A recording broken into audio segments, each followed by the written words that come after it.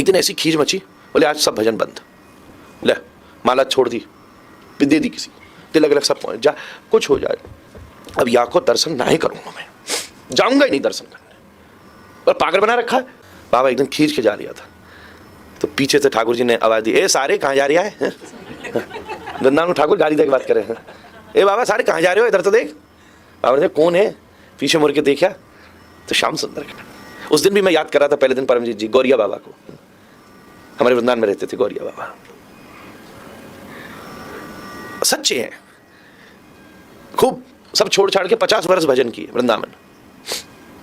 एक दिन ऐसी खींच मची, बोले आज सब भजन बंद, ले माला छोड़ दी, दे दी किसी, तिलक अलग सब पहुंच जा, कुछ हो जाए, अब या को दर्शन ना ही करूंगा, मैं जाऊंगा ही नहीं दर्शन करने, पर पागल बना रखा है। संतों से कहा, शास्त्रों से कहा, मैं छोड़ छाड़ के दुनियादारी सब छोड़ के अब वृंदावन में यहाँ बैठा हूं, मधुकुरी कर रहा हूं, दिन भर बैठा माला फेर रहा हूं, तुम में तो कोई दया नाम की चीज नहीं है, सब छोड़ दी, हट कर लिया, बुलाऊंगा ही नहीं, और आ गया तो दर्शन ही नहीं करूंगा, ना भोग लगाऊंगा, ना कोई सेवा करूंगा, ना कोई स्नान कराऊंगा, ठाकुर बैठो रहेंगे हाँ घर में। और रोज अब ये जाके जरूर बोल देते, ले नहीं नहाया ना आज, आया मजा, माला उठा के देख नहीं जपी ना आज, आया मजा। 3 दिन हो गए, बाबा एकदम खींच के जा लिया था, तो पीछे से ठाकुर जी ने आवाज दी, ए सारे कहाँ जा रहा है? वृंदावन ठाकुर गाली दे के बात कर रहे हैं, ए बाबा सारे कहाँ जा रहे हो, इधर तो देख। बाबा ने कौन है, पीछे मुड़ के देखा तो श्याम सुंदर खड़े। बाबा देख के होश उड़ गए, भूल गया, एकदम दौड़े जाके बाबा ने हृदय से लगा लिया। एकदम हृदय से लगाते समय थोड़ी देर तो आनंद आया, फिर एकदम याद आई, अरे मैं तो या कि मैंने वचन लिया था, बुलाऊंगा नहीं, आगे हो तो दर्शन नहीं करूंगा, दर्शन प्रणाम तो करूंगा ही नहीं, मैं तो सब भूल गो। एकदम बाबा ने छोड़ के मुड़ गो।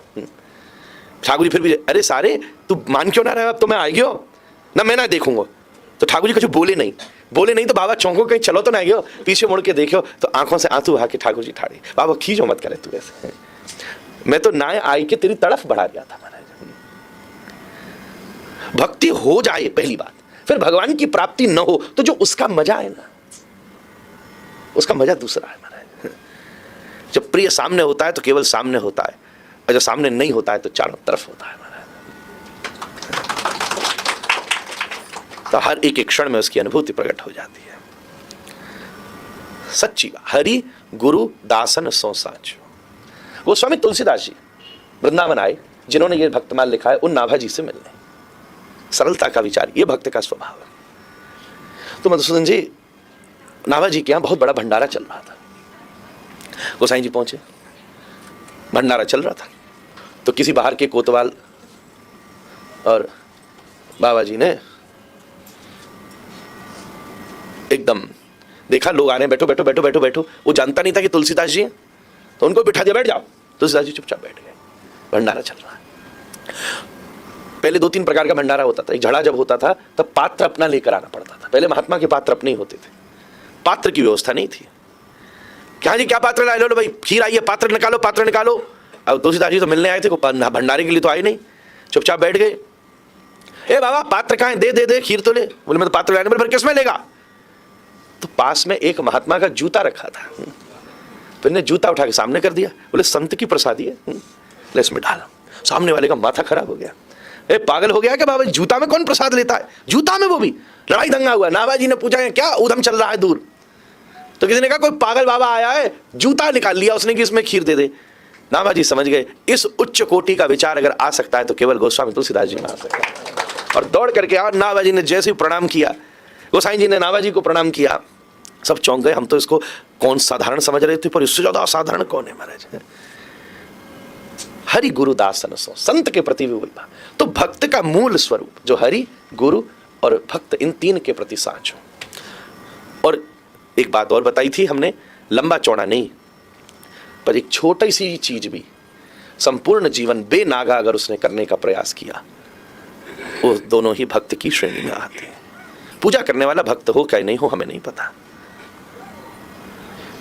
पूजा तो रावण भी बहुत करता था, ज्ञानी तो रावण भी बहुत था, पर उसके तो मंदिर आज तक किसी ने नहीं बनाया। अतः एक बार रावण ने पूछा भी, बात अलग है पर याद आ गई मुझे। रावण ने पूछा राम जी से, हर चीज में मैं आपसे आगे था, कुल में आगे, गोत्र में आगे, वर्ण में आगे, वंश में आगे, राज्य में आगे, प्रजा में आगे।